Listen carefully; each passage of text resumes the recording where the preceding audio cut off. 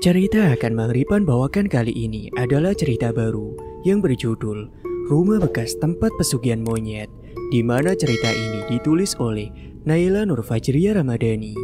Dan tak usah lama-lama, ini dia cerita selengkapnya. Tidak, jangan bunuh aku. Pak Darman berteriak histeris ketika raja dari semua monyet memberikan perintah kepada pasukannya untuk segera memberinya pelajaran atas kelalaiannya. Tidak, jangan, ampun. Pak Darman masih terus berteriak memohon ampun saat sekumpulan monyet mulai mencabik-cabik tubuhnya. Pak Darman yang kala itu masih dalam keadaan bernapas dengan tubuh yang dipenuhi luka cakar, melirik dalam-dalam kepada Raja Siluman Monyet. Dia berharap dirinya masih bisa mendapatkan ampunan darinya dan memulai semuanya dari awal lagi.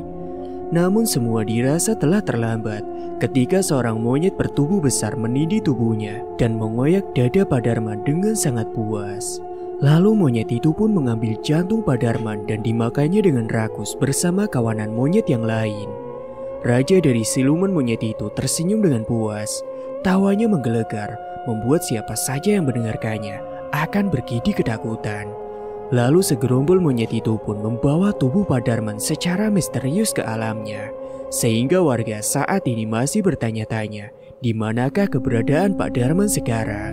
Dan sesaat sesudahnya, semuanya baru mengetahui bahwa Pak Darman terlibat pesugihan monyet dan banyak mengorbankan tumbal untuk pesugihannya tersebut. Singkat cerita, di tahun 2002, ayo semuanya, sudah pada siap pindah ke rumah baru belum? Tanya Handoko kepada istri dan putri semata wayangnya yang masih berumur 5 tahun.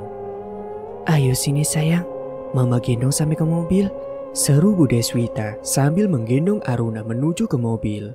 Lalu keluarga itu pun mulai meninggalkan kontrakan mereka dan meluncur ke Tulung Agung untuk menempati rumah barunya. Ma, kita mau jalan-jalan ya? Tanya Aruna dengan lugu. Iya sayang, kamu senang? Tanya papanya. Aruna hanya mengangguk kecil sambil menikmati pemandangan yang terlintas melalui kaca jendela mobil. Mah, lihat ada kera, tunjuk Aruna ke sebuah jalan di depan mobilnya.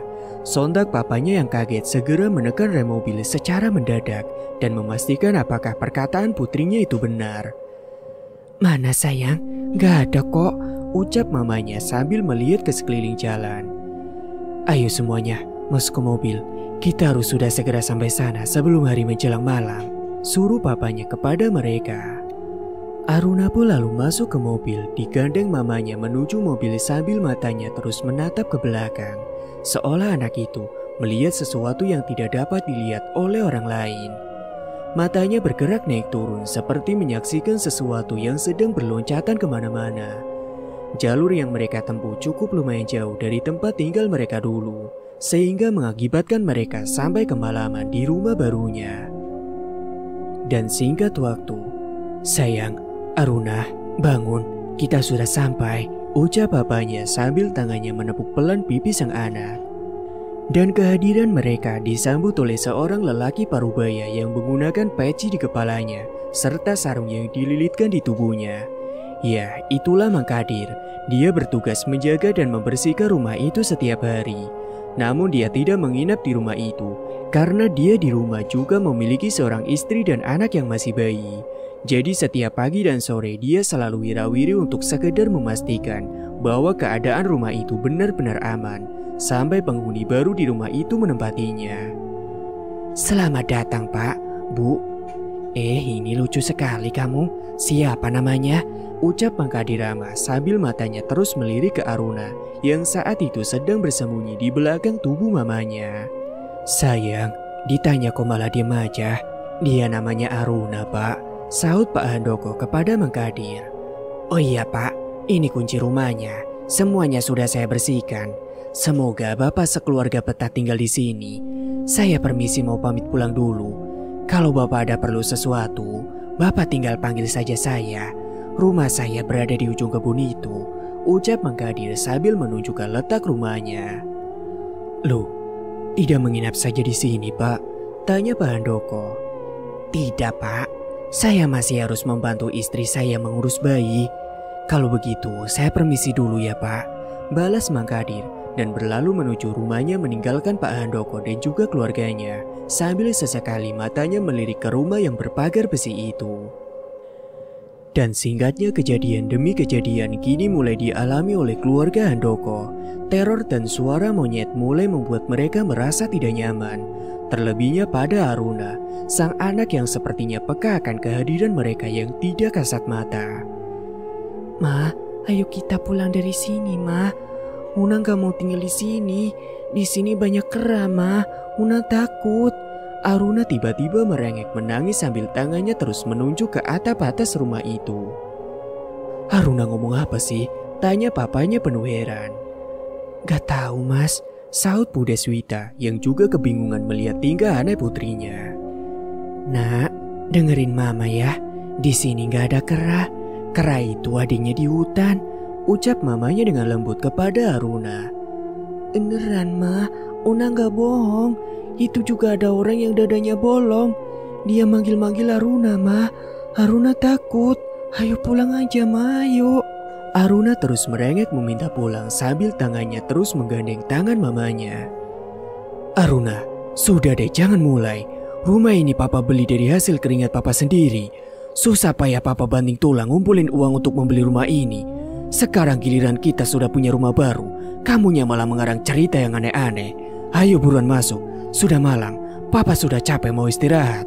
Pak Handoko tiba-tiba membentak Aruna yang terus merengek meminta pulang.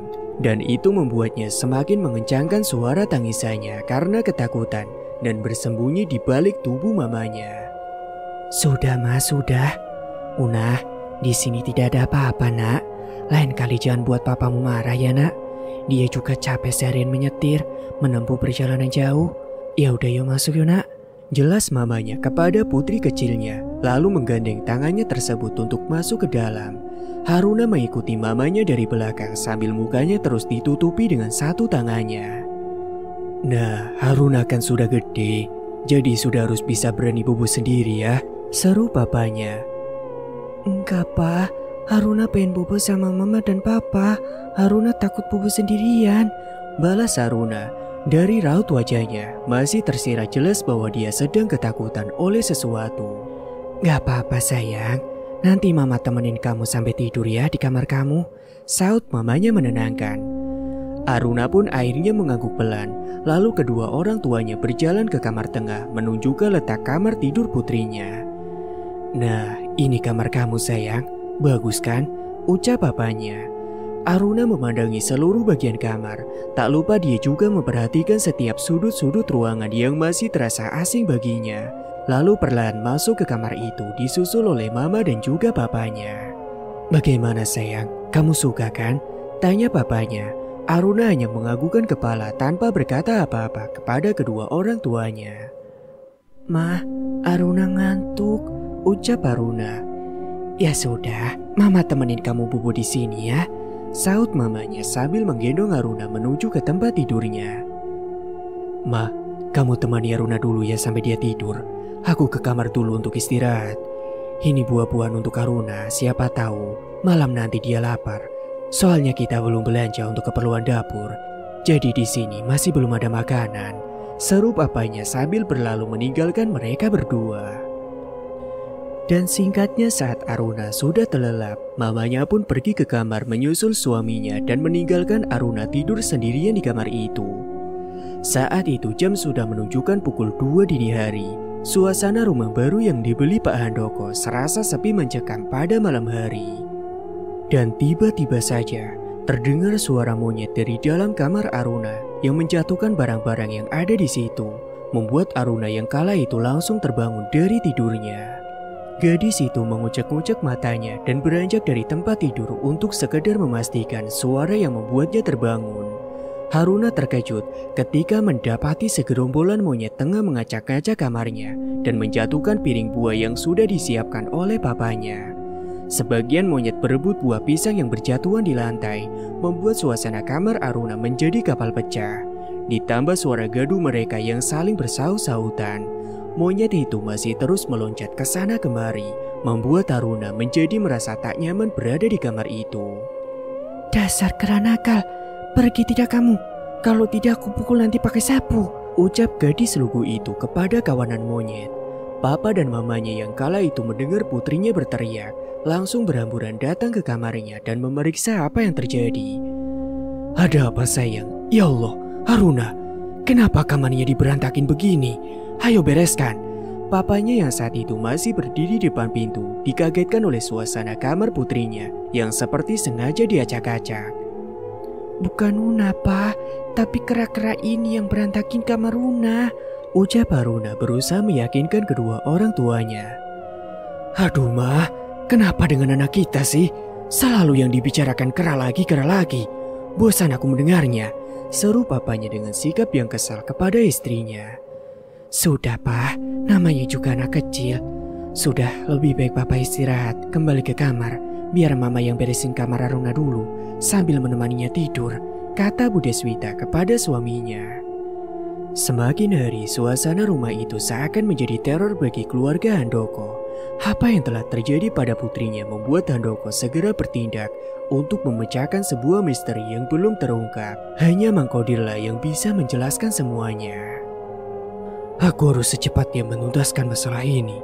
Jikalau benar apa yang dikatakan anakku, bahwa rumah ini dihuni oleh segerombolan kera, maka aku harus mencari tahu apa yang sebenarnya terjadi pada rumah ini sebelumnya. Satu-satunya seseorang yang dapat memberikanku informasi adalah Mang Kodir. Aku harus ke rumahnya malam ini juga. Aku tak ingin jika anak dan juga istriku tidak nyaman tinggal di rumah ini. Pak Handoko pun lalu mengambil jas hujan kemudian pergi keluar rumah menuju ke kediaman Mang Kodir. Dan kebetulan saat itu hujan di luar sangat deras. Gemuruh petir yang bersaut-sautan tak membuat Pak Handoko gentar untuk melanjutkan niatnya memecahkan misteri yang mengganggu keluarganya tersebut. Loh, Papa mau kemana, Pak? Lagi hujan loh, Pak, di luar. Tiba-tiba istrinya muncul dan menahannya untuk pergi. Sudah, Mama tunggu di rumah aja. Jagain Haruna. Papa masih ada urusan. Jangan lupa, Ma. Sebelum aku pulang, tutup dan kunci seluruh pintu dan juga jendela supaya tidak terjadi hal yang tidak diinginkan. Tuturnya pada istrinya. Lalu dia pun melangkah pergi keluar rumah. Aneh, mau kemana Papa malam-malam begini? Emangnya tidak bisa ya kalau harus nunggu besok? Bu Deswita mengomel sendiri melihat sikap aneh suaminya. Haruna yang kala itu sedang mengintip dari balik pintu kamarnya, tiba-tiba keluar dan memanggil mamanya. Ma, Papa mau kemana? Gak tahu nak, tidur lagi aja yuk, ajak mamanya padanya. Haruna tidak bisa tidur, Ma. Temani Haruna nonton TV aja ya, Ma, sambil nungguin Papa pulang. Mamanya pun hanya mengangguk menuruti permintaan gadis kecilnya, lalu segera menggendongnya dan mendudukannya di sebuah kursi sofa panjang yang berada di ruang tamu.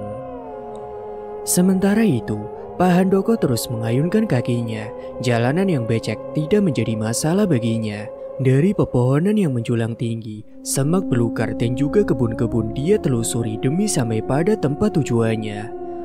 Lumayan jauh sekali rumahnya Mang Kodir ternyata. Dia berbicara sendiri di tengah perjalanannya sambil sesekali mulutnya menguap karena kantuk yang dibawanya. Dan tiba-tiba saja ada suara kera muncul dari sebuah kebun yang berada di depannya, membuat Pak Handoko kaget disertai penasaran. Dia menghentikan langkahnya sejenak, lalu mengintip dari sebalik pepohonan yang rimbun yang berada di sekitar kebun itu. Rupanya ada segerombol kera yang tengah memakan sesuatu. Dan dengan tidak sengaja, kaki Pak Handoko menginjak dan ranting kering yang jatuh di tempat dia berdiri. Sontak saja para monyet itu berhamburan menuju suara tadi. Dan salah satu monyet itu tak sengaja telah mencakar lengan Pak Handoko. Sontak Pak Handoko pun langsung merintih menahan sakit.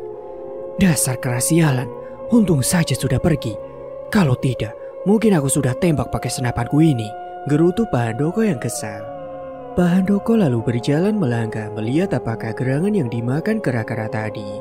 Dan sontak saja perut Pak Handoko mual. Dia seperti mau muntah dan kepalanya mendadak menjadi pusing setelah dia tahu apa yang dimakan oleh segerombol kera itu. Apa ini? Seperti daging. Tapi apa iya ada kera pemakan daging di dunia ini? Dan daging apa ini? Mustahil sekali jika ini adalah daging manusia. ucapnya sambil tangannya menutup hidungnya karena aroma busuk yang ditimbulkan dari daging itu.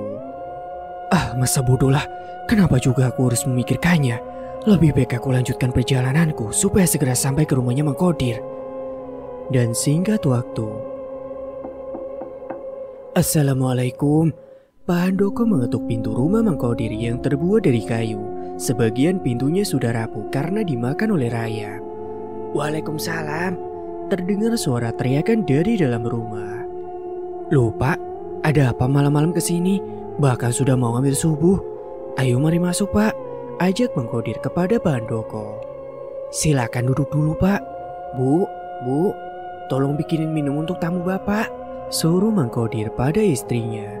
Lalu istrinya pun keluar sambil menggendong bayinya yang masih berumur 40 hari. Ya beginilah keadaan rumah saya Pak. Maaf kalau saya hanya bisa menyuruh Bapak duduk di sebuah tikar yang lusuh.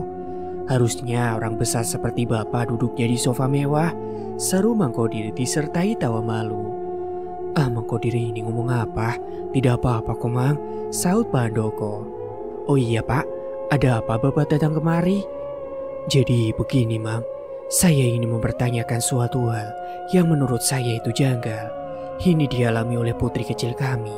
Sebenarnya apa dulu yang terjadi pada rumah itu Mang, sebelum kami menempatinya? Tanya Pak Handoko. Mang Kodir menghela napas yang panjang. Sejenak dia berdiam hingga lama tak ada kata-kata yang keluar dari mulutnya. Saya sudah menduga bahwa putri Bapak bisa melihat sesuatu yang tidak bisa dilihat oleh orang lain, seru Mang Kodir. Yang kala itu juga ucapannya membuat Pak Handoko terperangah. Maksud Mang Kodir apa Mang? Tanya Pak Handoko yang masih belum paham. Benar Pak, putri Bapak bukan gadis sembarangan. Dia bisa melihat mereka yang tidak kasat mata.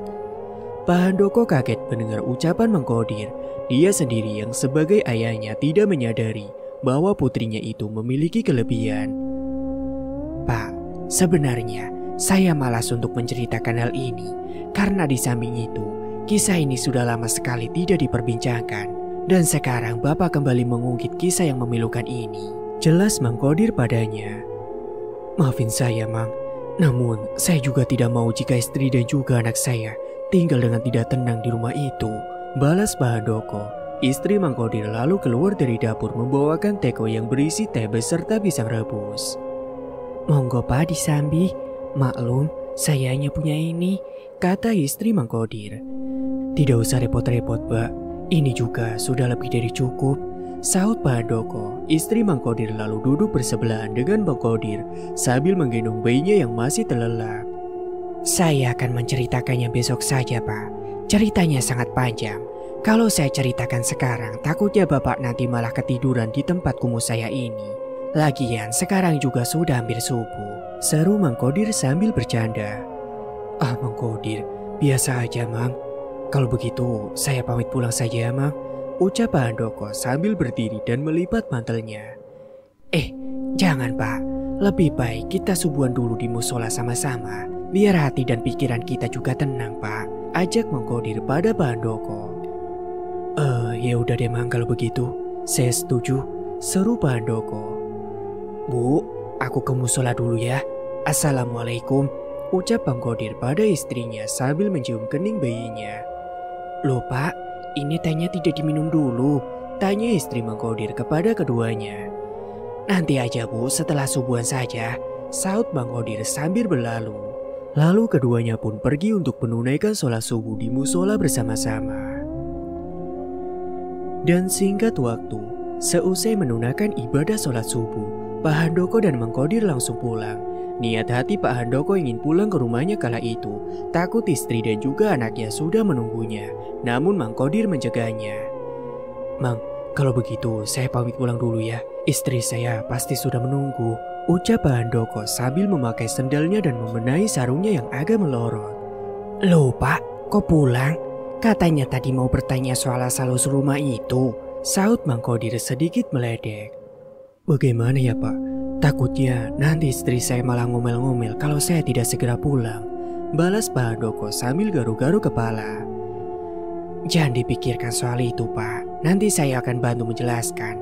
Hayo mari, Lagian teh juga pisang rebusnya kan masih utuh, sayangkan itu mubazir Pak. Canda Mang Kodir padanya. Keduanya lalu memutuskan untuk melanjutkan kisah tentang misteri rumah itu dan membahasnya di rumah Mang Kodir. Assalamualaikum, Bu, buka pintunya Bu, teriak Mang Kodir dari luar rumahnya. Waalaikumsalam, iya Pak, tunggu sebentar, saut istrinya dari dalam. Sudah selesai sholatnya Pak? Loh kok ada Pak Handoko juga? Mari masuk Pak. Sudah Bu, Ibu sudah sholat belum? Di mana Toleh? Tidur? Tanya Mang Kodir pada istrinya. Sudah Pak. Iya, anak lanangnya sudah tidur dari tadi, habis minum susu. Monggo Pak duduk dulu, saya mau ganti baju dulu sebentar, ucap Mang Kodir, kemudian melangkah menuju kamarnya untuk berganti pakaian. Dan tidak berselang lama, Mang Kodir kembali menemui Pak Handoko untuk duduk bersebelahan dengannya. Apa Bapak yakin ingin mengetahui semua rahasia tentang rumah itu? Tanya Mang Kodir meyakinkan. Iya Mang. Saya juga ingin tinggal nyaman di rumah itu tanpa ada gangguan apapun, saut Pak Handoko. Sepertinya susah Pak, ucap Mang Kodir dengan ragu. Maksudnya Mang? Tanya Pak Handoko yang masih belum mengerti. Ya susah Pak, kalau Bapak ingin tinggal nyaman, Bapak harus meninggalkan rumah itu, tutur Mang Kodir secara terang-terangan. Tapi kenapa Mang? Rumah itu baru saja saya beli dengan hasil jerih payah saya sendiri. Saya kerja keras banting tulang demi untuk membeli rumah itu sebagai tempat tinggal untuk keluarga saya, seru Pak Handoko dengan tegas. Iya Pak, saya tahu. Tapi Pak, rumah itu dulunya adalah bekas pesugihan monyet. Jadi kalau mengusir mereka dari sana itu sangatlah mustahil, celetuk Mang Kodir dengan nada agak setengah berbisik. Kenapa mustahil Mang? Kita bisa panggil orang pintar untuk mengusirnya, kekeh Pak Handoko. Dia tetap bersikeras memperjuangkan rumah yang baru dibelinya itu. Sudah Pak, dari dukun, ustadz maupun orang pintar sudah dipanggil. Tapi itu hanya bersifat sementara. Segerombol kera itu datang lagi ke rumah itu, jelas Mang Kodir. Kenapa bisa seperti itu Mang? Tanya Pak Handoko. Dia sudah mulai penasaran dengan cerita Mang Kodir. Karena kera itu sudah terkait pesugihan dengan tuanya. Bahkan pemilik rumah itu belum juga ditemukan. Hingga akhirnya dia pun bangkrut dan rumah itu disita oleh bank. Lalu kemudian rumah ini dilunasi oleh saudagar kaya raya. Namanya Pak Ilmi. Dia tertarik oleh desain rumah itu yang sangat mewah. Sampai akhirnya dia pun meninggal karena umurnya sudah tua. Dan kemudian anaknya menjual rumah itu kepada bapak, tutur Mang Kodir secara detail. Oh, begitu. Lalu siapa sebenarnya pemilik di rumah itu, Pak? Tanya Pak Handoko sambil memakan pisang rebus yang telah disiapkan dari tadi. Pemilik rumah itu dulunya bernama Pak Darman. Dia asli orang sini. Dulunya dia adalah tukang sayur keliling dan istrinya bekerja sebagai tukang sapu jalanan. Mungkin karena mereka sudah lelah hidup miskin, mereka lalu memilih mencari uang dengan cara haram, yaitu dengan pesugihan kera, ucap Mang Kodir. Tiba-tiba angin kencang masuk ke dalam rumahnya dan membuat pintu rumah Mang Kodir terbanting dengan sendirinya. Bayinya yang kala itu sedang tertidur pulas tiba-tiba menjadi menangis kencang. Mang Kodir pun segera menghampiri bayinya yang menangis di dalam kamar. Sedangkan Pak Handoko, dia berniat ingin menutup pintu yang terbuka karena hembasan angin kencang tadi. Saat hendak melangkah untuk menutup pintu, Pak Handoko seperti melihat ada seseorang tengah berjalan, terseok-seok menuju ke arahnya. Setelah dia amati dengan jelas, mata Pak Handoko menjadi melotot. Tubuhnya kaku dan tidak bisa digerakkan. Dia mendapati kondisi seseorang yang berjalan tadi dengan tubuh yang sangat tidak lazim. Dadanya bolong, di tubuhnya banyak luka cakaran, serta kedua bola matanya hampir terlepas dan banyak mengeluarkan darah. Tolong aku, tolong. Terdengar jelas di telinga Pak Handoko, suara tadi tengah merintih seperti kesakitan. Terdengar lirih, agak serak namun memilukan. Pak Handoko tidak bisa berbuat apa-apa. Matanya terus tertuju pada sosok itu. Ingin rasanya dia beranjak dari tempat itu. Namun apalah daya, seluruh tubuhnya kini telah kaku seperti batu. Hingga akhirnya Mang Kodir pun datang menepuk pundak Pak Handoko. Seketika itu juga, Pak Handoko terkejut dan bisa menggerakkan kembali anggota tubuhnya yang tadi sempat menjadi kaku. "Pak, ada apa Pak? Ayo masuk," ajak Mang Kodir padanya. Mang Kodir merasa agak aneh melihat sikap Pak Handoko yang melamun sambil matanya yang terus menatap keluar rumahnya. Pak Handoko, ayo masuk Pak." Mang Kodir mengulangi kembali ajakannya karena dirasa Pak Handoko masih belum mendengar suaranya. Sambil tangannya menutup pintu rumahnya supaya Pak Handoko bisa mengalihkan perhatiannya. Maaf Mang, saya tidak tahu jika Mang Kodir berada di sebelah saya," saut Pak Handoko yang kaget. "Eyalah Pak, saya dari tadi itu ngajak bicara Bapak, tapi Bapak malah melamun dan terus menatap keluar rumah. Sebenarnya tadi apa yang Bapak lihat?" tanya Mang Kodir penasaran. Tadi saya Pak Handoko masih ketakutan oleh sosok yang barusan dilihatnya. Ingin dirinya menjelaskan apa yang dilihatnya barusan, tapi perlu sudah membanjiri kening dan tubuh Pak Handoko. Onanu apa toh Pak? Tanya Mang Kodir sambil mengernyitkan dahinya. Itu Mang, saya tadi melihat seseorang berdiri di balik semak-semak itu. Dadanya bolong, tubuhnya penuh luka cakaran, dan matanya melotot tajam ke arah saya. Dia seperti kesakitan meminta tolong, tutur Pak Handoko sambil mengelap peluh yang terus menetes. Masa Pak? Saya di sini bertahun-tahun belum pernah melihat yang begituan. Ya, saya sendiri sih juga tidak ingin melihatnya Pak, seru Mang Kodir yang agak tidak percaya. Bener Mang, saya tidak bohong. Saya benar-benar melihatnya tadi di sana, saut Pak Handoko dengan yakin. Kalau begitu, saya tidak jadi meneruskan ceritanya dulu Pak. Saya lihat Pak Handoko masih syok. Ini Pak, diminum dulu tehnya supaya lebih tenang, ucap Mang Kodir sambil menyodorkan gelas berisi teh kepada Pak Handoko. Terima kasih Mang. Kalau begitu, saya pamit pulang dulu. Kasihan istri dan anak saya pasti sudah menunggu di rumah. Oh iya Pak, kalau begitu mari saya antar. Sekalian saya mau membersihkan halaman pekarangan Bapak. Terima kasih Mang, saut Pak Handoko. Mang Kodir pun lalu mengantar Pak Handoko untuk pulang. Dia takut akan terjadi apa-apa nantinya kalau Pak Handoko pulang masih dalam keadaan syok. Sekalian dia juga berniat membersihkan halaman rumah Pak Handoko. Hitung-hitung cari uang tambahan untuk membeli susu si Tole. Dan singkatnya ketika Pak Handoko dan Mang Kodir sampai di rumah, alangkah terkejutnya mereka berdua. Mereka mendapati seisi rumah itu berantakan, padahal pintu rumah masih dalam keadaan terkunci. Astaga Pak, mengapa rumah Bapak seperti kapal pecah begini? Apakah mungkin ada maling? Tanya Mang Kodir kepada Pak Handoko. Entahlah Mang, kalau maling jelas tidak mungkin. Pintunya masih dalam keadaan terkunci dan saya juga bawa kunci cadangannya, saut Pak Handoko dengan nada yang sedikit heran. Lalu istri Bapak dan anak Bapak di mana? Tanya Mang Kodir. Pertanyaannya membuat Pak Handoko terkejut dan baru teringat akan mereka. Pak Handoko pun langsung berlari ke dalam rumah, disusul dengan Mang Kodir. Dia lalu mencari istri dan anaknya di setiap ruangan rumah itu, dibantu oleh Mang Kodir. Mereka berdua panik, takut akan terjadi sesuatu kepada Bu Deswita dan juga Aruna. Pak, sini Pak, istri Bapak ada di halaman belakang, teriak Mang Kodir kepada Pak Handoko yang masih terus mencari di dalam rumah. Mang Kodir terkejut, dia menemukan istri Pak Handoko terkapar di halaman belakang rumah. Banyak luka bekas cakaran di tubuhnya. Selang beberapa menit, Pak Handoko datang dengan tergopoh-gopoh menghampiri Mang Kodir. Ya Tuhan, Mama, bangun Ma, apa yang terjadi sama kamu? Di mana anak kita Aruna Ma? Mang, apa yang terjadi dengan istri saya Mang? Pak Handoko berteriak histeris sambil terus menggoncang-goncangkan tubuh istrinya yang masih belum sadarkan diri. Saya tidak tahu Pak, saya menemukan ibu sudah dalam keadaan seperti ini, saut Mang Kodir. Dia juga ikut prihatin atas musibah yang menimpa keluarga Handoko. Mang Kodir dan Pak Handoko lalu membawa Bu Deswita ke dalam dan membaringkannya di sebuah sofa panjang di ruang tamu. Ini Pak, saya kebetulan membawa minyak gosok. Coba Bapak oleskan ke hidung istri Bapak. Siapa tahu nanti langsung siuman, seru Mang Kodir sambil menyerahkan minyak gosoknya kepada Pak Handoko. Terima kasih banyak Mang, balas Pak Handoko.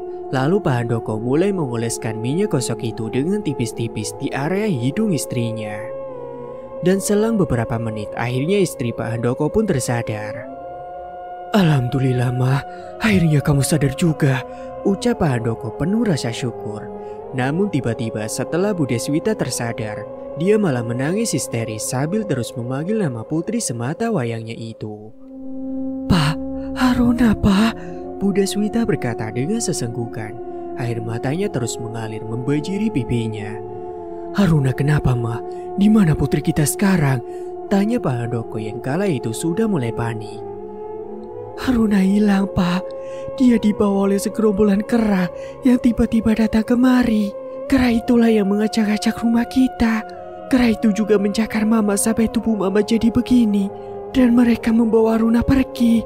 Pak, ternyata putri kita tidak pernah berbohong. Rumah ini memang dihuni oleh segerombolan kera, tutur Bu Deswita kepada suaminya. Seketika itu juga Pak Handoko langsung jatuh tersungkur. Tubuhnya lemas setelah mendengar penjelasan dari istrinya. Andai saja malam itu aku tidak meninggalkan kalian berdua, pasti kejadiannya tidak akan seperti ini. Ini semua memang salahku.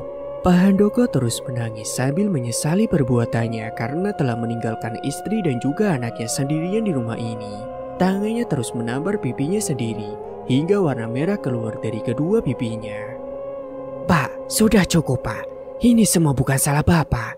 Pasti yang menculik putri Bapak adalah para kera pesugihan itu. Lebih baik Bapak ikut saya. Kita pergi ke rumah Ustadz Hidayat untuk meminta bantuan.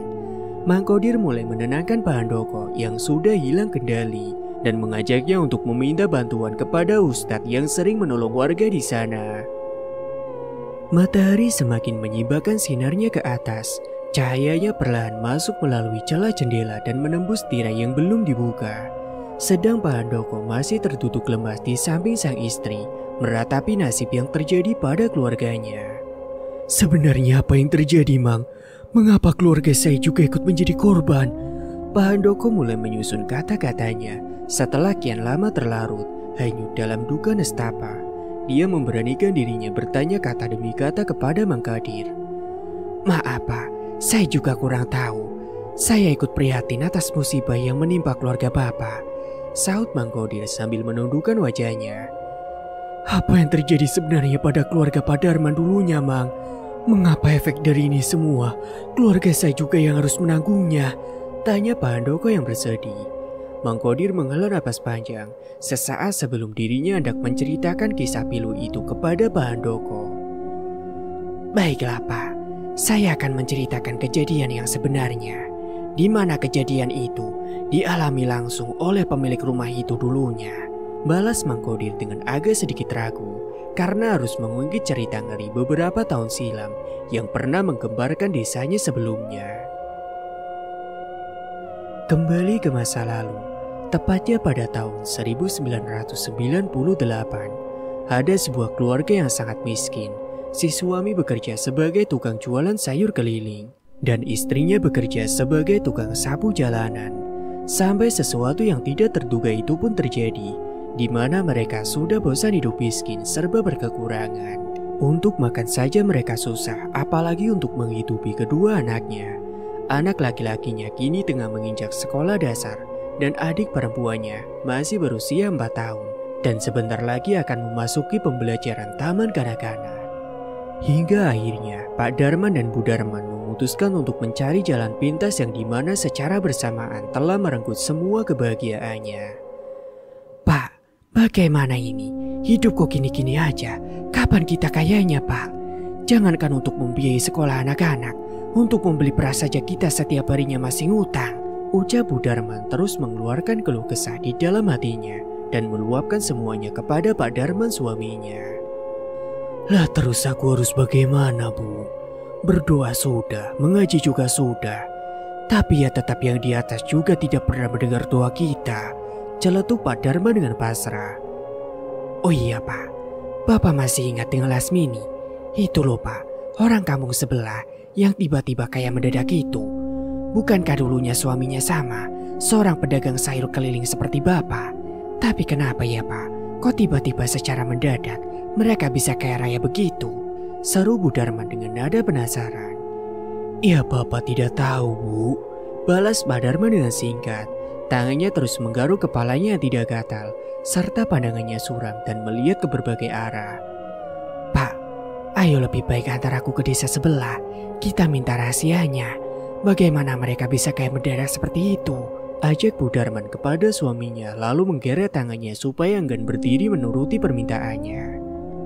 Dan setelah mereka berdiskusi, mereka berniat mendatangi rumah Lasmini, orang desa sebelah yang digosipkan kaya mendadak. Beritanya telah menyebar luas sampai kini terdengar di telinga mereka dan membuat mereka penasaran akan hal itu. Akhirnya dengan berbekal motor Vespa, mereka berdua berboncengan menuju ke desa sebelah untuk menanyakan hal yang kini mengganjal di hati mereka. Dan singkat waktu setibanya mereka di sana. Kula nuwun, Mbak Min, buka, iki aku Bu Darman. Teriak Bu Darman dari luar rumah mewah milik seseorang yang bernama Lasmini itu. Yalah Bu, kamu ini kenapa teriak-teriak begitu? Itu kan ada belnya, pasti yang punya rumah bakalan keluar. Oh iya deng Pak, aku lupa. Balas Bu Darman sambil tertawa sendiri melihat kelakuannya. Setelah menunggu lama, akhirnya ada seorang wanita cantik berbadan gemuk serta memakai berbagai perhiasan di tangan kanan dan juga kirinya, membukakan gerbang untuk mereka berdua. Maaf, dengan siapa ya? Tanya wanita berbadan gemuk itu. Mbak Min, ini aku Bu Darman, orang kampung sebelah. Seru Bu Darman kepada wanita itu yang tak lain adalah Lasmini.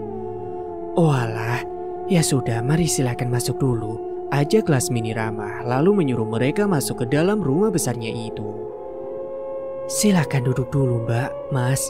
Tak bikinin minum dulu. Mau minum apa? Tanya Lasmini. Tidak usah repot-repot Mbak. Kalau ada kopi hitam aja. Kebetulan di rumah saya belum ngopi. Sahut Pak Darman tanpa sungkan kepada pemilik rumah itu. Pak, opo toh sih Pak? Ngisin-ngisini wae. Sahut Bu Darman sambil mencubit kecil tangan suaminya. Tidak apa-apa Mbak. Sebentar ya, saya bikinkan dulu. Kemudian Lasmini pun beranjak menuju ke dapur untuk membuatkan minuman. Setelah pemilik rumah menuju ke dapur, Pak Darman dan istrinya beranjak berdiri dari sofa panjang tempat mereka duduk. Matanya menelisik seluruh perabotan rumah yang hampir terbuat dari emas. Mulai dari bingkai foto, guci, dan benda unik sebagai pajangan, pelengkap isi rumah, membuat mata mereka sekejap terperangah. Apalagi istrinya yang memang dikenal dengan sebutan mata duitan itu, tak melepaskan pandangannya sekalipun dari benda-benda di depannya yang harganya ditaksir bisa sampai jutaan rupiah. Walah Pak, itu barang uang Pak. Lihatlah, banyak saja terbuat dari emas, ucap Bu Darman berdecak saat kagum. Iya ya Bu, enak banget ya hidupnya Lasmini sekarang, sahut Pak Darman kepada istrinya. Lalu setelahnya si pemilik rumah pun kembali dengan membawa jamuan mewah sekaligus mengagetkan mereka. Mas, Mbak, ada apa? Pasti ngomongin saya ya. Ayo silakan dinikmati dulu hidangannya, seru Lasmini sambil memberikan senyuman candaan. Wah, enak sekali ini kayaknya Pak. Tak icip-icip ya Mbak, ujar Bu Darman sambil tangannya langsung mencomot makanan yang ada di depannya dengan rakus. Oh iya Mbak, sampean kok bisa kayak mendadak begini? Boyo dibagi sedikit rahasianya ke kami toh Mbak. Kami juga sudah bosan hidup miskin terus Mbak. Celetuk Pak Darman langsung memulai ke topik utama. Iya Mbak, apa rahasianya? Bu ya kami ini dikasih tahu juga toh, sahut Bu Darman menimpali. Lasmini tak langsung menjawab pertanyaan mereka. Matanya masih memandangi tingkah laku mereka yang konyol sambil mulutnya tersenyum geli. Mbak, kok malah senyum toh diajak bicara? Ucap Pak Darman mengagetkan Lasmini. Maaf, nikmati dulu saja hidangannya. Habis ini tak kasih tahu rahasianya, balas Lasmini. Matanya terus menatap ke arah mereka tanpa berkedip. Dia teringat akan dirinya dulu saat melihat mereka menyantap makanan yang ada di depannya dengan lahap. Karena dulunya dia sama seperti mereka. Baju compang-camping, keadaan ekonomi yang terbatas, bahkan suaminya dulu juga sama, hanyalah seorang penjual sayur keliling. Namun sekarang hidupnya jauh dari kata penderitaan. Hartanya telah melimpah ruah, badannya yang dulunya lusuh kini telah bermandikan emas dan cahaya berlian. Cucuran keringat yang bau kini telah berganti menjadi kolam parfum yang berbalut pada baju mahal yang dipakainya. Dan tidak terasa tetes demi tetes air matanya mulai keluar melihat mereka, mengingatkan kembali dirinya yang dulunya juga sama-sama hidup dalam masa kemiskinan. Loh, Mbak Min, kok sampean malah jadi nangis toh? Ono apa toh Mbak? Tanya Bu Darman yang ketika itu langsung membuyarkan ingatan masa lalunya yang kelam. Tidak Mbak Yu. Bagaimana hidangannya? Enak nggak? Tanya Lasmini mengalihkan pembicaraan. Sudah Mbak, perut sudah kenyang rasanya. Sekarang waktunya Mbak Lasmini penuhi janji. Katanya mau membocorkan rahasia kekayaannya pada kami. Saut Pak Darman tanpa basa-basi. Oh tentu Mas, saya tak akan ingkar janji kok. Tapi saya harap Mas jangan kaget. Dari mana saya bisa mendapatkan harta yang melimpah ruah seperti ini?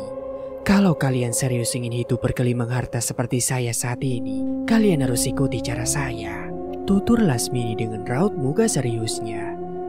Memangnya apa tombah rahasianya? Tanya Bu Darman penasaran.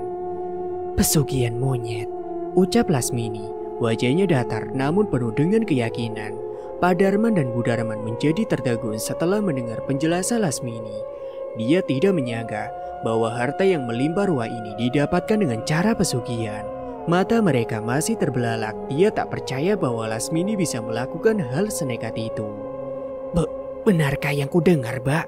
Tanya Bu Darman yang terbata-bata. Betul Mbak Yu, singkat, cepat dan mudah.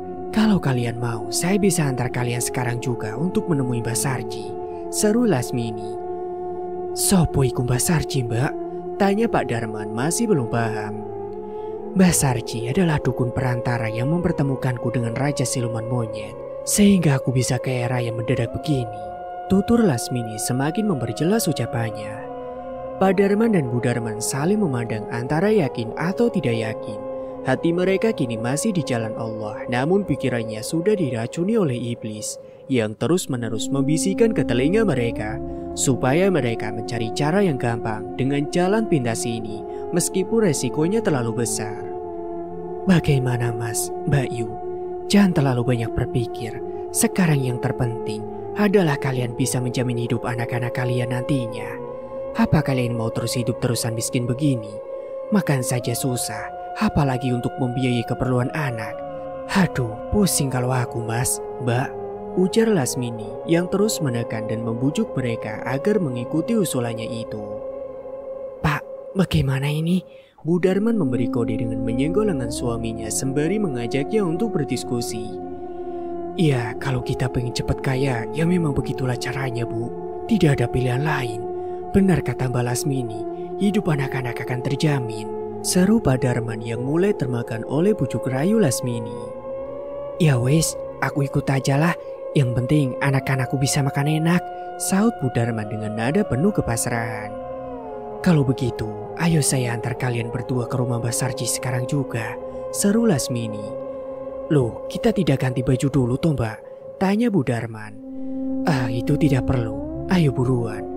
Lalu mereka bertiga pun berjalan kaki menuju rumah Mbak Sarji dengan melewati satu-satunya hutan yang sangat lebat dan juga terkenal angker yang berada di kampung mereka. Terdengar suara pintu rumah diketuk dari luar. Lalu seseorang lelaki parubaya berambut gondrong dengan berpakaian serba hitam dan memakai batu akik membukakan pintu untuk mereka. Bah, saya ada tamu. Mereka ingin kaya seperti saya, seru Lasmini sambil tangannya menunjuk Pak Darman dan istrinya. Istri Pak Darman masih ketakutan dengan penampilan Mbak Sarji kala itu. Dia menggandeng tangan Pak Darman dan bersembunyi di belakang tubuhnya. Mbak Sarji menatap mereka dalam-dalam dari atas hingga ke bawah lalu mempersilahkan mereka untuk masuk ke rumahnya. Lalu mereka bertiga pun dipersilakan duduk di sebuah tikar anyaman yang berhadapan-hadapan dengan sebuah meja berisi sesajen. Dan di meja itu terdapat kepala tengkorak, kemenyan, minyak misik, bunga 7 rupa, dan beberapa jimat lainnya. Itu semua merupakan salah satu alat perdukunan milik Mbah Sarji yang setiap harinya dia gunakan untuk menyembah jin. Apa kalian yakin dengan niat kalian untuk datang ke sini? Tanya Mbak Sarji dengan tatapan tajam ke arah mereka. Enggak Mbah, saya yakin, jawab Pak Darman dengan agak ketakutan. Apakah kalian siap menerima syarat dan pantangan yang akan saya ajukan? Tanya Mbak Sarji meyakinkan lagi keputusan mereka. Pak Darman dan istrinya lalu bertatap muka. Mereka lalu saling memandangi Lasmini yang duduk di sebelahnya. Lasmini menganggukkan kepalanya untuk meyakinkan niat mereka. Setelah mendapat anggukan dari Lasmini, keduanya pun yakin dengan jalan yang mereka tempuh saat ini. Mereka siap menerima segala resiko yang akan dihadapinya kelak. Saya siap, Bah, sahut Pak Darman. Sekarang hati Pak Darman sudah mantap dan dia mulai melawan rasa takutnya sendiri. Dan tidak berselang lama, Mbak Sarji memberikan kandai yang terbuat dari besi. Di situ sudah terisi 2 ekor kera yang siap diberikan kepada mereka. Terimalah ini. Bawalah mereka pulang, berilah mereka makan setiap harinya dengan bunga 7 rupa. Dan ingat, jangan pernah memukul mereka atau kalian sendiri yang akan merasakan akibatnya. Tutur Mbak Sarji dengan tegas, lalu menyerahkan kade yang berisi monyet itu kepada Pak Darman. Mbah, tapi saya belum bisa membayar maharnya sekarang, ucap Pak Darman. Tidak usah pikirkan soal itu, aku akan membayarnya dulu dengan uangku. Nanti setelah kalian sukses, kalian baru bisa menggantinya. Sahut Lasmini menimpali pembicaraan mereka dan menyerahkan semua emas yang dipakainya kepada Mbak Sarji sebagai maharnya. Terima kasih Mbak, balas Pak Darman. Lasmini hanya mengangguk sambil tangannya terus melepas satu persatu gelang yang ada di tangannya dibantu oleh Bu Darman. Dan setelah selesai misi mereka pun lalu berpamitan kepada Mbak Sarji untuk pulang karena hari sudah semakin malam. Bah, terima kasih banyak. Saya pamit pulang dulu, ucap Pak Darman sambil mencium tangan Mbak Sarji, kemudian diikuti oleh istrinya dan juga Lasmini. Lalu mereka berjalan keluar rumah, menelusuri lebatnya hutan, ditambah gerimis kecil yang menyambut kepergian mereka. Sementara Bu Darman seperti merasakan ada sepasang mata yang tidak terlihat tengah mengawasi mereka dan memperhatikan mereka dari kejauhan. Raut mukanya mulai ketakutan. Bulu kuduknya meremang, badannya menjadi bergetar, jantungnya berdegup tidak beraturan. Disusul dengan suara burung gagak yang terbang seakan mengitari perjalanan mereka. Bu Darman mencengkram erat bahu suaminya, perasaan was-was terus menghantuinya. Sesekali matanya terus menatap ke belakang, memastikan bahwa tidak ada makhluk yang mengikutinya.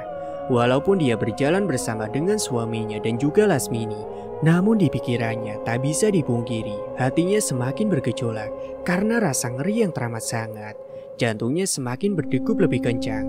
Tiba-tiba napasnya pun menjadi sesak dan juga tersengal-sengal.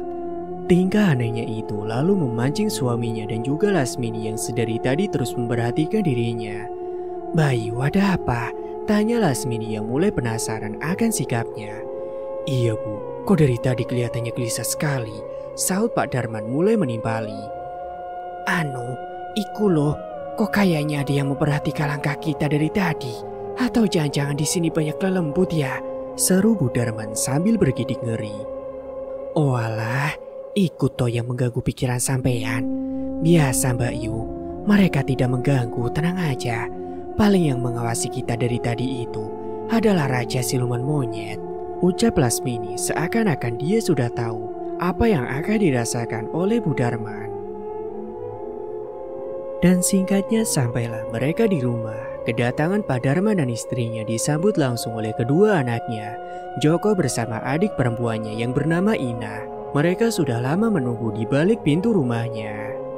Ore, Bapak bawa monyet. Ina mau main sama mereka, Pak, ucap gadis kecil itu dengan lugunya.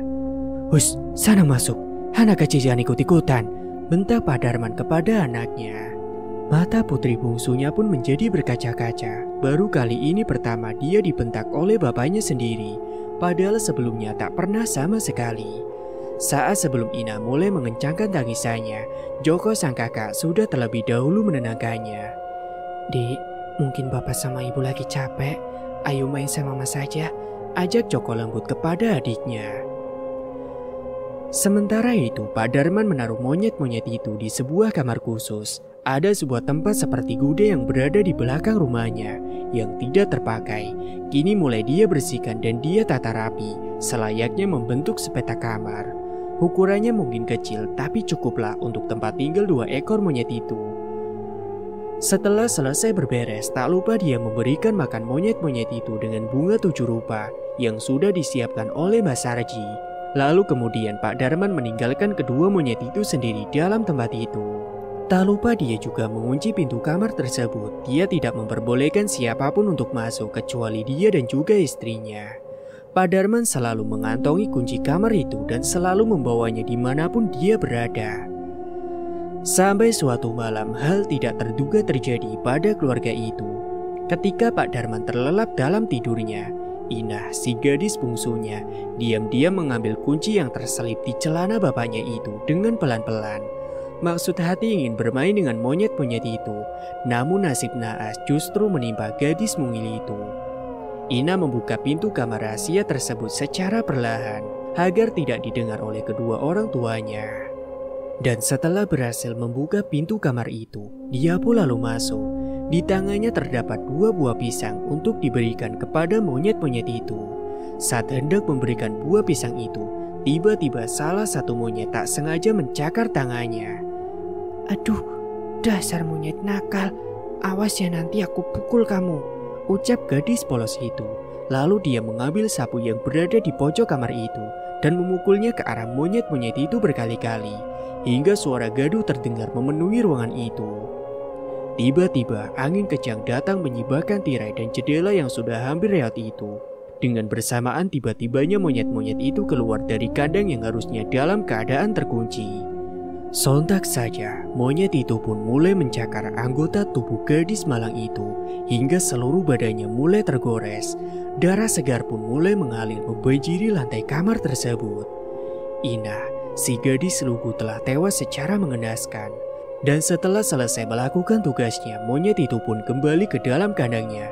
Dan lagi-lagi, kandang itu mengunci dengan sendirinya.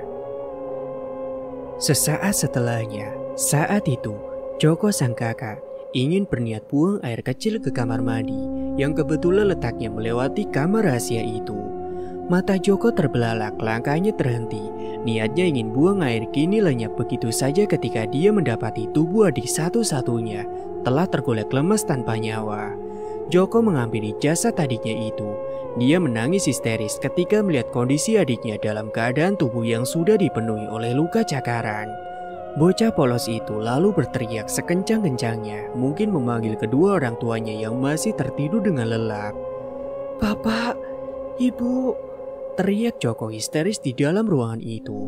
Dan saat itu juga Pak Darman dan Bu Darman terkejut lalu terbangun dari tidurnya setelah mendengar teriakan kencang dari anak laki-lakinya. Ada apa Joko? Tanya ibunya sambil masih mengucek-ngucek matanya. Lalu disusul Pak Darman yang kala itu sudah berdiri di depan pintu dan mendadak berteriak histeris mendapati Joko sedang bersimpuh di depan mayat adiknya. Ina, ya Allah Nduk, apa yang terjadi padamu? Teriak Pak Darman. Bu Darman yang melihat kejadian itu langsung lari tergopoh-gopoh menghampiri mayat gadis kecilnya itu. Ina, bangun Nduk, ini ibu. Isak Bu Darman sambil terus mengoyak-goyakkan tubuh putrinya yang sudah tidak bernyawa. Joko, bagaimana adikmu bisa ada di kamar ini? Tanya Pak Darman dengan heran.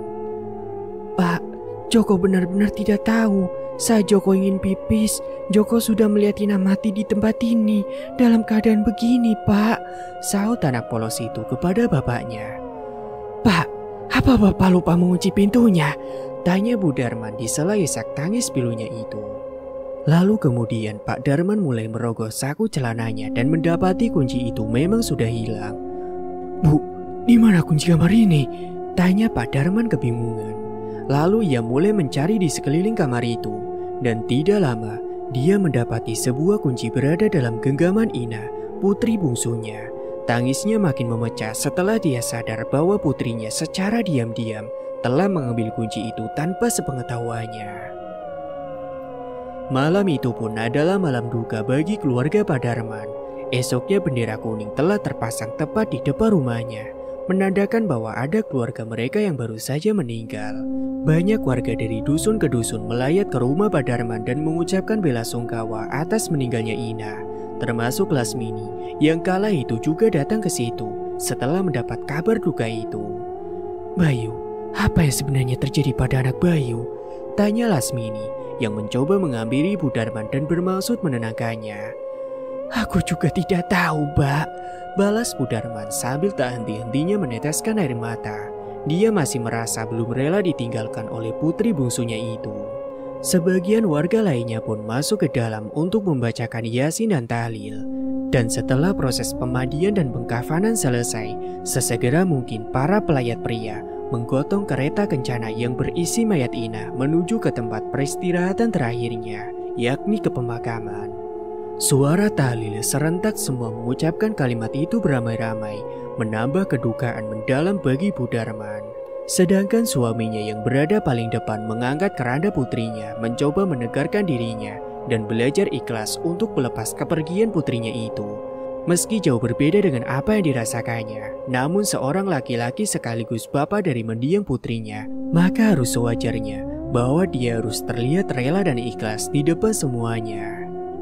Setelah sampai di muka liang lahat tempat peristirahatan terakhir Ina, para pelayat meletakkan pelan keranda itu di samping lubang yang sudah disiapkan. Dan saat hendak melakukan proses terakhir pemakaman Ina, para pelayat menjadi kaget dan terkejut ketika mendapati jasad Ina telah hilang dari keranda itu. Sontak para warga yang melayat mulai berbisik melihat kejadian janggal itu, kecuali Lasmini. Dia begitu tenang dan santai, seakan ia telah mengetahui sesuatu. Lasmini pun menghampiri Bu Darman dan Pak Darman sembari mengatakan hal yang membuat mereka menjadi terkejut. Sudahlah, ikhlaskan saja putrimu. Dia sudah diambil oleh Raja Siluman Monyet dan menjadikannya sebagai tumbal pertama. Sebentar lagi kalian akan segera menjadi orang kaya. Kehilangan anak satu tidak sebandingkan daripada terus-terusan hidup miskin dan dicaci oleh masyarakat. Seru Lasmini sambil setengah berbisik kepada Bu Darman dan juga suaminya. Singkatnya, saat sesudah kejadian mayat Ina hilang, setiap harinya warga selalu memperbincangkan topik yang dianggapnya menarik. Sebagian warga lainnya menaruh kecurigaan pada orang tua Ina sendiri. Mereka takut bahwa Ina dijadikan tumbal untuk pesugihan.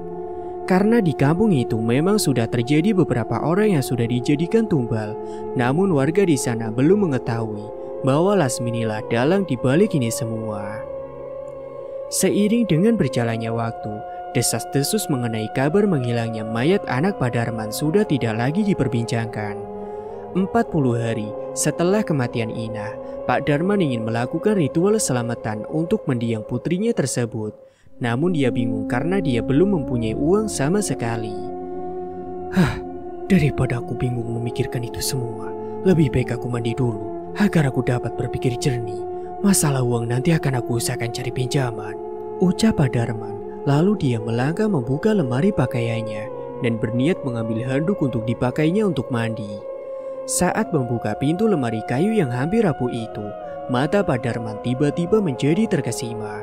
Setumpukan uang telah memenuhi isi lemarinya. Sebagian uangnya terjatuh di lantai yang masih terbuat dari tanah. Dia memungut seluruh uang itu dan dimasukkannya ke dalam karung, lalu menyimpannya di bawah ranjang tempat tidurnya. "Pak, apa itu, Pak?" tanya istrinya yang kebetulan datang dan melihat pintu kamarnya terbuka. Lalu dia masuk dan menegur suaminya yang kala itu dilihatnya seperti sedang membereskan sesuatu. "Bu, kita kaya, Bu," ucap Pak Darman kegirangan. "Maksudnya apa toh, Pak?" Bu Darman masih belum mengerti apa yang dikatakan oleh suaminya. Lalu kemudian Pak Darman menyeret kembali karung yang telah dia masukkan tadi dan memperlihatkan isinya kepada istrinya. Istrinya yang memang mata duitan itu langsung menelan ludah, matanya melotot, bibirnya senyum-senyum seperti orang gila. "Pak, uang segini banyaknya, Pak?" tanya Bu Darman yang masih tidak percaya. "Iya, Bu, ritual kita berhasil. Walaupun kita harus menumbalkan anak kita sendiri, tapi demi uang, aku akan rela walau harus menumbalkan 1000 anak kandung," cetus Pak Darman dengan sumbar. Ucapannya kala itu didengar oleh Joko yang sudah berdiri di depan pintu kamar orang tuanya sedari tadi. Dia mendengar dan menyaksikan dengan mata kepalanya sendiri betapa tega kedua orang tuanya itu. Demi harta, entah yang dari mana asalnya itu, mereka sampai rela mengorbankan Ina, adiknya, yang tidak lain juga anak dari mereka sendiri. Pak, Bu, apa selanjutnya aku yang akan kalian korbankan? Joko dengan tegas menghampiri kedua orang tuanya dan langsung menanyakan keterkaitannya dengan pesugihan yang dilakukan oleh mereka berdua. Sejenak Pak Darman dan istrinya menjadi tercengang mendengar ucapan dari Joko. Dia tidak menyadari bahwa putra semata wayangnya itu telah menguping pembicaraan rahasianya sedari tadi. Dia bingung harus mencari alasan apa lagi untuk membodohi anak yang masih di bawah umur itu. Le, kamu ini ngomong apa? Sini kemari, kamu minta apa akan kami beri. Nanti kami akan belikan sesuai dengan permintaanmu. Bujuk Bu Darman sambil memangku Joko dan mengalihkan pertanyaannya. Joko tidak ingin apa-apa, Mak. Joko hanya ingin mayat Ina segera ditemukan, ucap Joko tegas kepada kedua orang tuanya. Lalu dia pun meninggalkan mereka begitu saja dan kembali ke kamarnya sambil menangis. Pak, bagaimana ini Pak? Joko sudah mengetahui rahasia kita. Aku takut nantinya dia akan membocorkan ini kepada semua warga. Seru Bu Darman, perasaan cemas pun mulai menghantuinya. Sudahlah, Joko kan cuma anak kecil.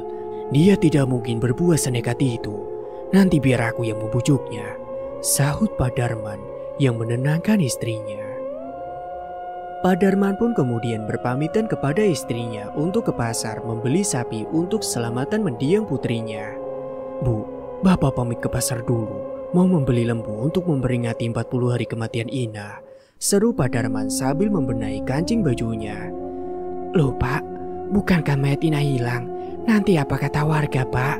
Tanya Bu Darman dengan heran. Justru itu Bu, kita harus mengalihkan perhatian warga agar mereka tidak curiga sama kita.